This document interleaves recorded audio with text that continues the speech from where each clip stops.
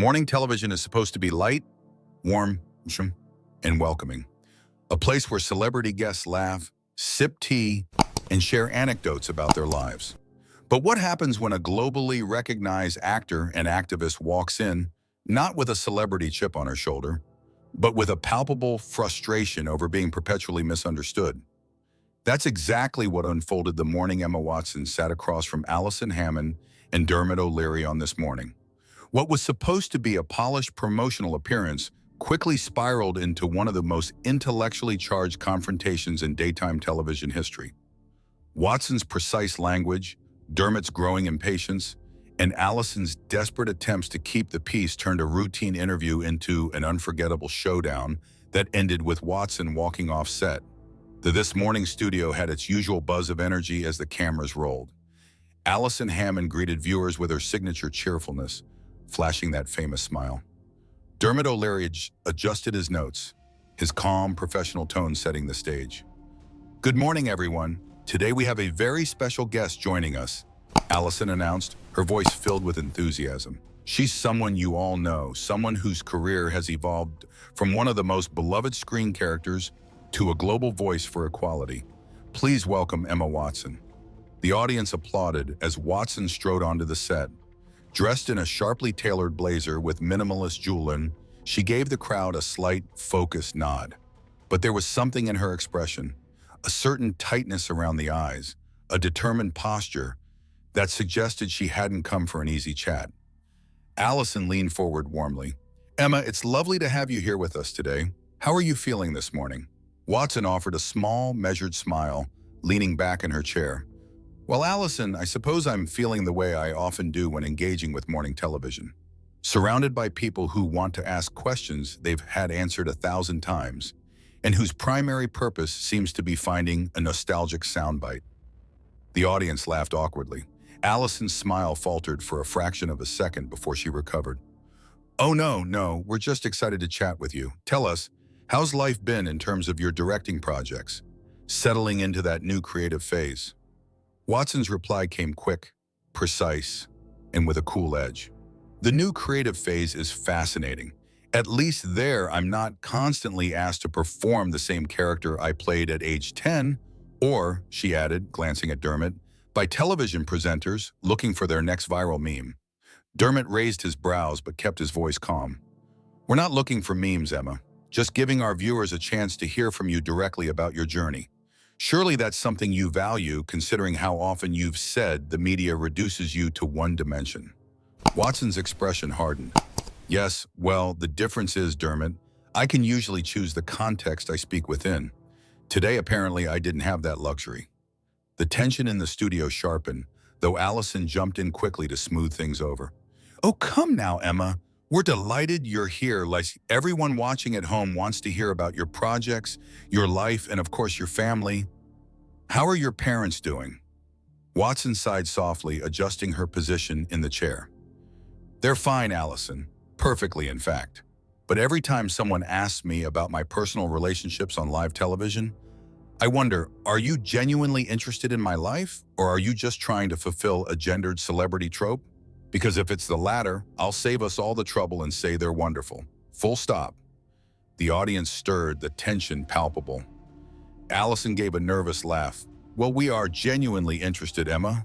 You're a daughter and a sister, after all. And many of our viewers are family-focused, too. It's a connection point." But Watson cut her off. "A connection point? Allison, you don't know me. You don't know my struggles to be taken seriously as an intellectual. And you don't know what it's like to live under the constant shadow of an industry that dictates everything about your public worth based on your relationship status. So, forgive me if I don't see this as a cozy little chat."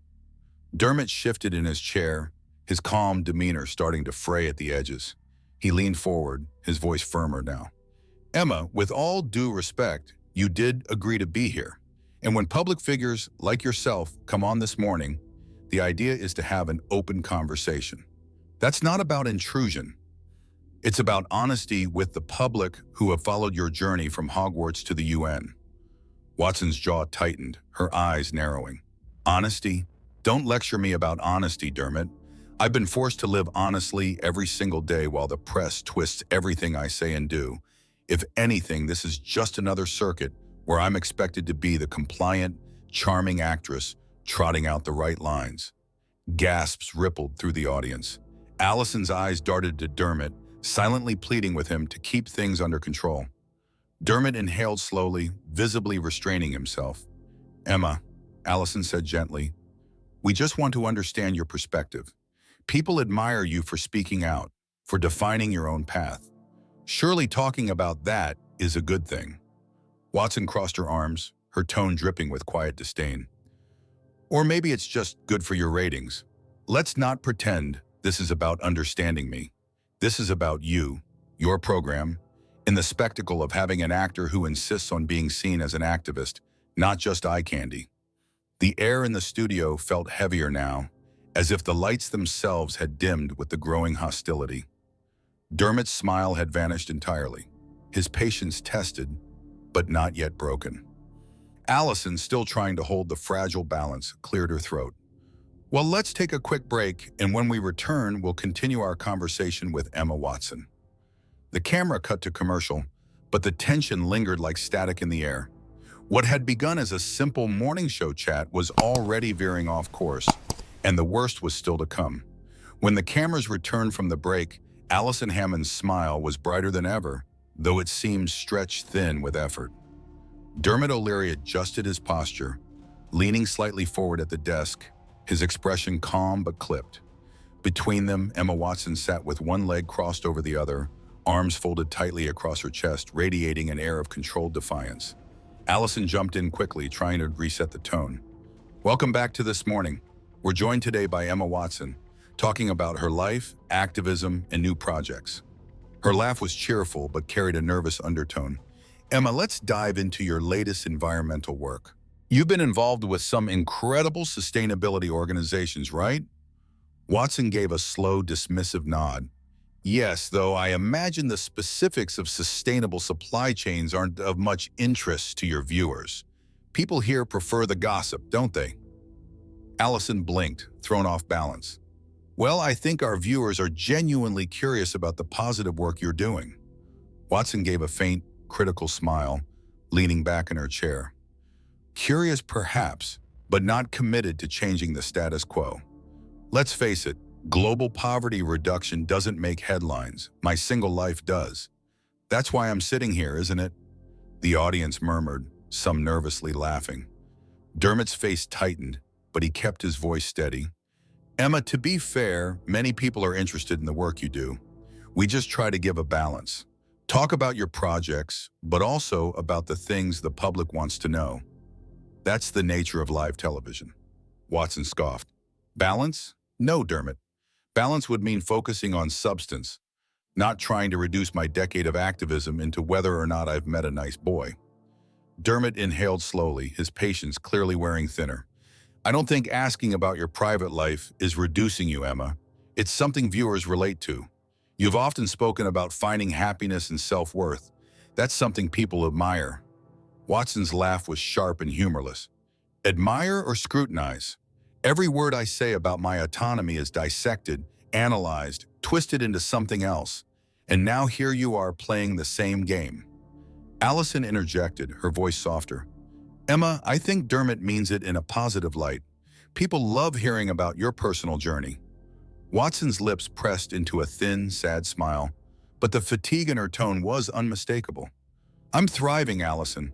Thriving despite the constant noise, despite the endless speculation, despite the fact that I can't so much as attend a climate conference without someone writing an article about my choice of shoes. But thank you for asking." Again, the tension was growing unbearable. The audience shifted in their seats, the awkward energy radiating through the studio. Dermot straightened his notes, his jaw tightening before he spoke again.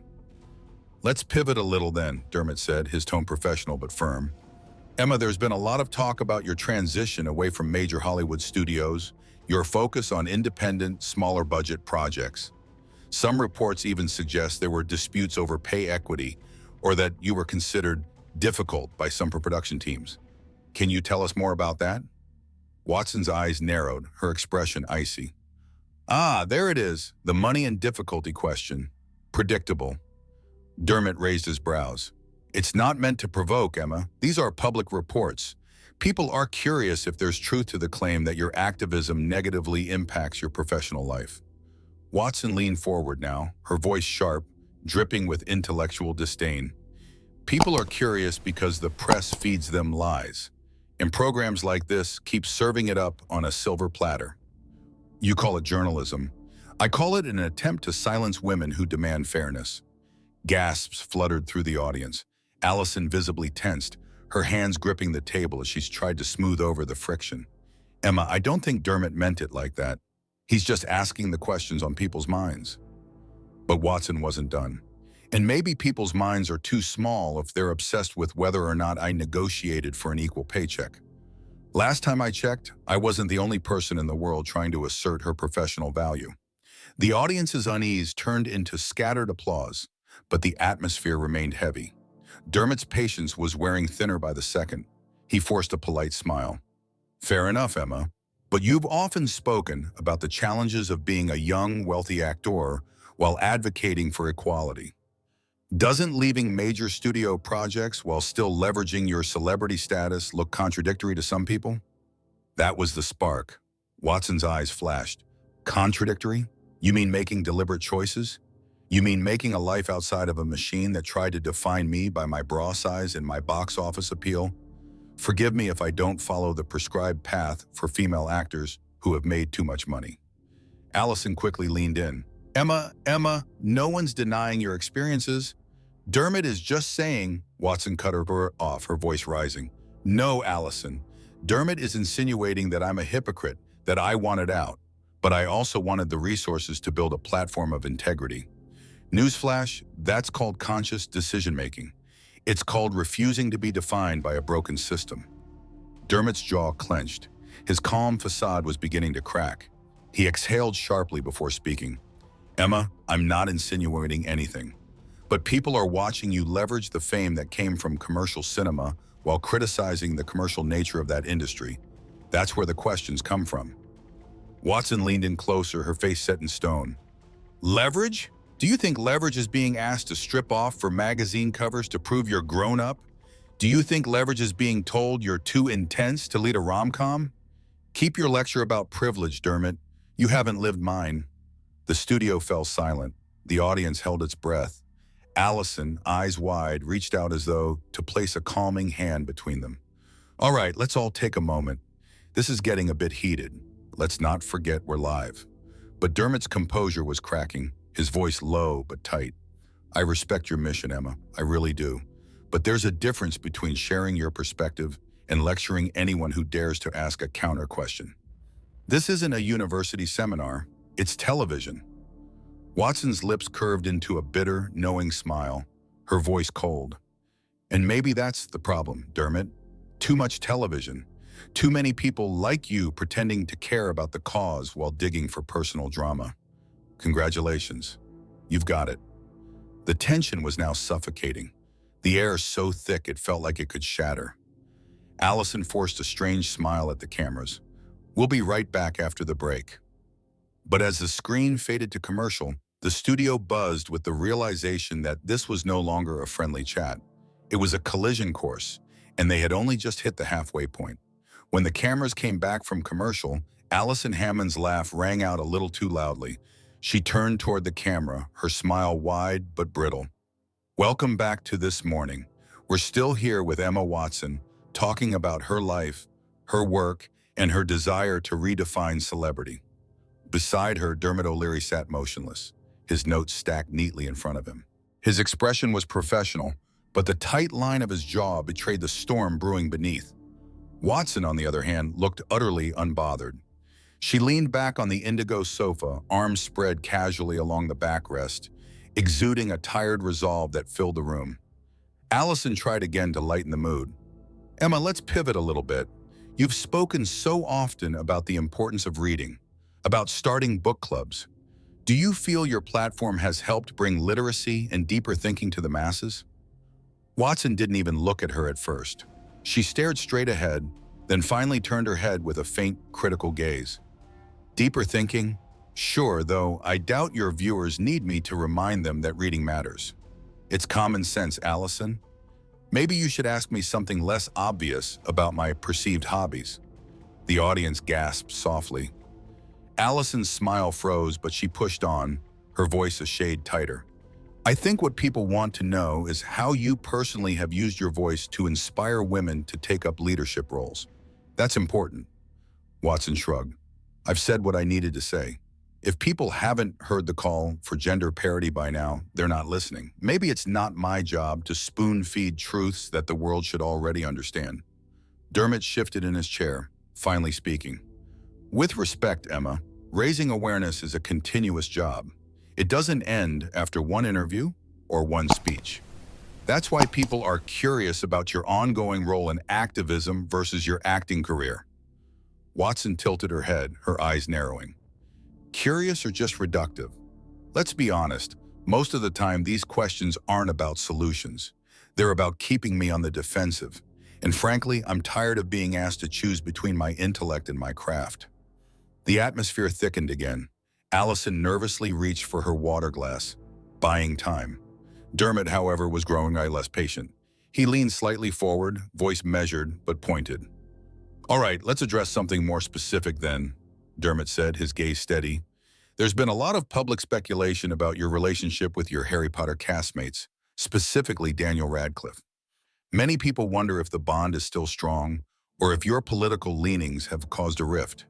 Do you see a big screen reunion happening in the future? Watson's critical smile vanished, replaced by a glare of sheer annoyance. Speculation, speculation, speculation. That's all people ever want. Daniel lives his life. I live mine. And frankly, I don't owe anyone an update on our workplace friendship or lack thereof. Dermot nodded calmly. But you've chosen to speak publicly about the pressures of being a child star in the family you found on set before. So it's natural that people ask where things stand now. Watson's voice sharpened. Natural? No, Dermot. Voyeuristic. People want the drama, not the truth. The truth is my former colleagues and I are different adults with different paths. End of story. The audience stirred again. Allison interjected quickly. But Emma, don't you think people root for that collective identity too? Watson cut her off, her tone icy. People root for what makes them feel comfortable, not what's real. If they want nostalgia, they can turn on the streaming service. This is my professional life, not their comfort blanket. The air crackled with tension. Dermot's patience was slipping further. He glanced briefly at Allison, then leaned forward again. Fair enough, but when you give interviews that bring those personal connections into the public domain, surely you understand why people follow up. Watson gave a short, bitter laugh. Of course you'd spin it that way. Always the same logic. I tell my story, and suddenly I'm accused of oversharing. Yet the celebrity gossip channels feed the press daily, and nobody calls them out. Hypocrisy at its finest. Allison's smile was slipping now, her voice quieter. Emma, I think Dermot just means... Watson cut her off again. I know exactly what Dermot means, and maybe he should admit what he's really saying, that it's fine for the media to control the narrative of the pretty movie star, but not fine for me to speak my truth as an engaged human being. The audience buzzed with unease. Dermot's jaw tightened, but his voice remained calm, though there was steel beneath it now. Emma, what I'm saying is simple. When you ask the world to listen to your serious message, the world is also going to ask questions about the person delivering that message. That's not persecution. That's accountability. Watson leaned forward suddenly, her voice sharp as a blade. Accountability for whom? For me? What about accountability for the industry that valued my youth more than my brain? For the system that chewed up countless other young actresses and tried to do the same to me? Where's their accountability? The words hung heavy in the studio, the silence deafening. Allison placed a gentle hand on Dermot's arm, trying to calm the tension. All right, let's move on. But Dermot's calm mask was cracking. He exhaled slowly, his voice lower. We can move on, Allison, but let's not ignore what's happening here. Every time I ask a question, Emma, you deflect, criticize, or belittle the premise. This isn't a battle for cultural supremacy. It's an interview. You came here by choice, but most. Watson's bitter smile returned, cold and cutting. Choice? Hardly. These interviews are just part of the circuit. And you, Dermot, are one of the gatekeepers. That was it. The spark lit the fuse. Dermot leaned forward, his tone still even but no longer patient. I've interviewed politicians, scientists, humanitarians, people under immense pressure. And never once have I been treated with the level of intellectual contempt you've shown today. It's not depth, Emma, it's arrogance. The audience gasped. Allison jumped in quickly, her voice higher, more frantic. Okay, let's just take a breath. We don't want this to get out of hand. But Watson only smiled wider, as though finding the entire situation sadly predictable. Arrogance, Dermot, or perhaps just honesty. I don't sugarcoat complex truths for people who don't deserve it. Dermot's eyes locked on Watson's, the tension now palpable.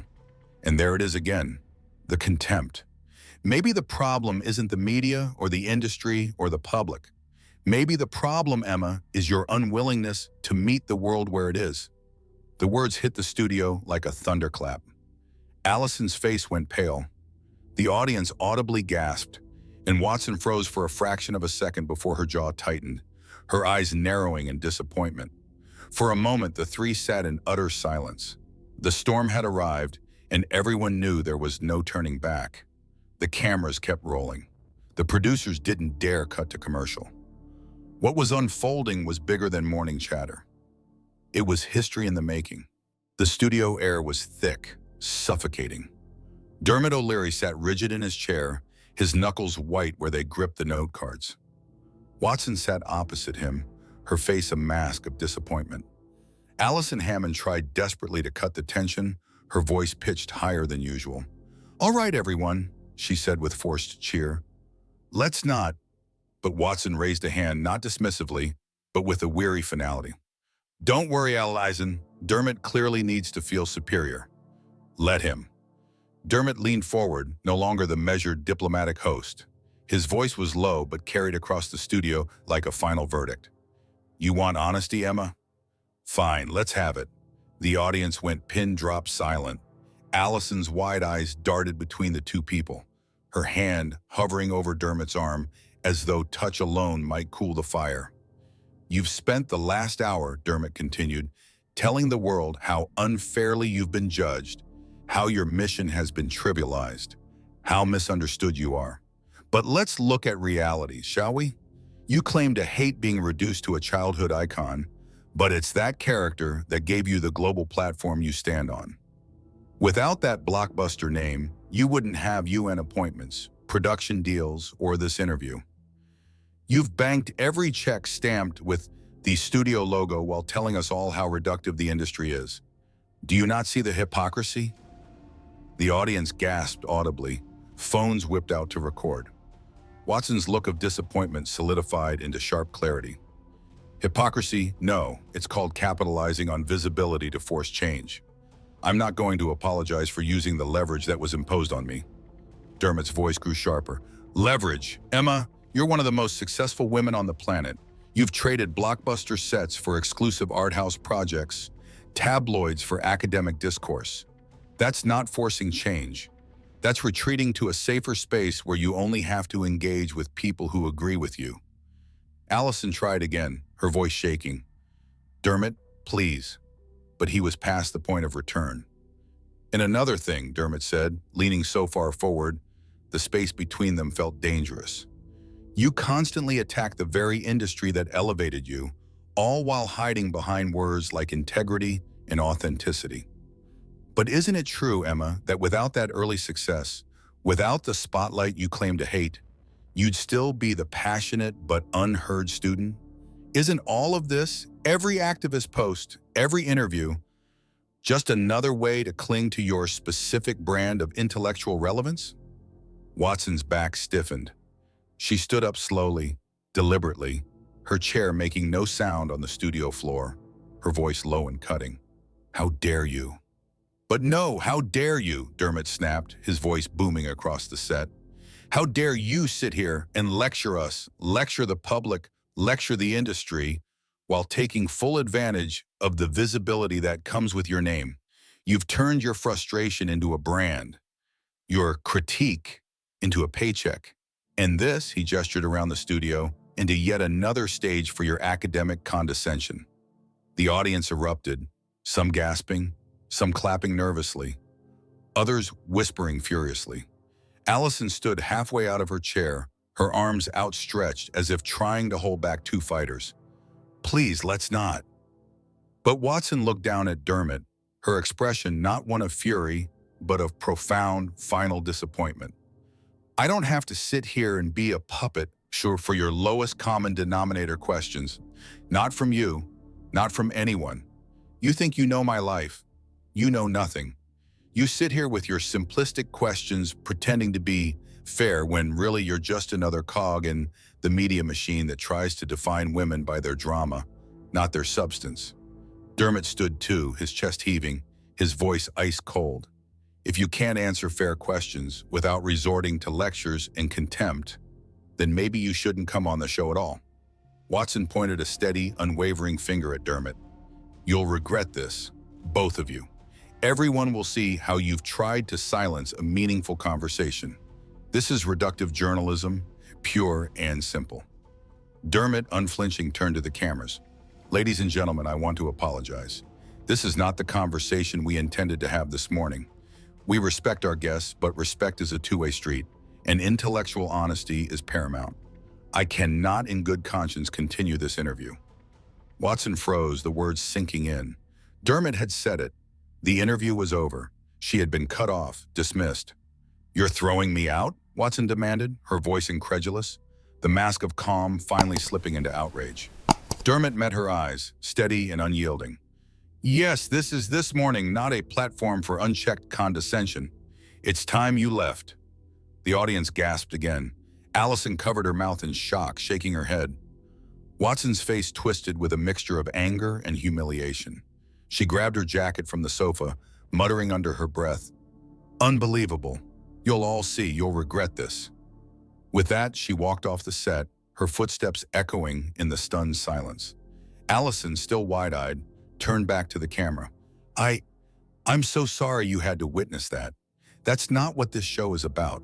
We try to bring light and joy into people's mornings, and I think we can all agree that wasn't it. Dermot exhaled deeply, his face pale but resolute. We'll be right back after the break. The screen faded to the This Morning logo as the audience erupted into shocked chatter. The footage destined to become one of the most replayed, dissected, and explosive moments in British daytime television history. Watson had come to control the narrative. Instead, she had been ejected from it live on air.